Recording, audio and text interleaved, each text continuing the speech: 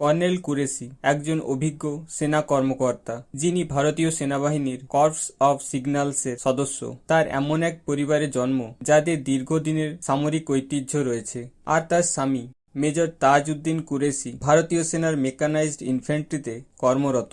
গুজরাটের বরোদার বাসিন্দা কর্নেল কুরেশি 1997 সালে তিনি বায়োকেমিস্ট্রিতে এমএসসি সম্পন্ন করেন এবং 1999 সালে তিনি ভারতীয় সেনাবাহিনীতে যোগ দেন। 2006 সালে তিনি ভারতের প্রতিনিধি হিসেবে ইউনাইটেড নেশনের পিস কিপিং মিশনের অংশ হিসেবে কঙ্গোতে যান। তবে তার সামরিক কেরিয়ারের শ্রেষ্ঠ মুহূর্ত আসে 2016 সালের মার্চ মাসে পুনেতে অনুষ্ঠিত ভারতের আয়োজিত সবচেয়ে বড় বহুজাতিক সামরিক মহড়া এক্সারসাইজ ফোর্স 18।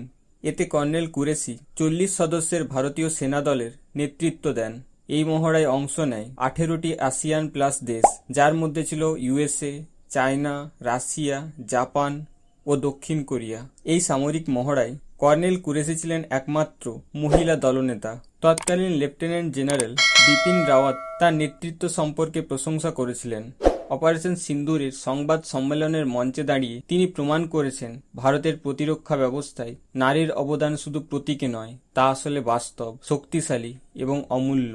যেখানে সাহস হয় প্রতিদিনের অভ্যাস আর দেশপ্রেম হয় একমাত্র ধর্ম, সেখানে কর্নেল কুরেশির মতো নারীরাই তৈরি করেন এক নতুন ইতিহাস।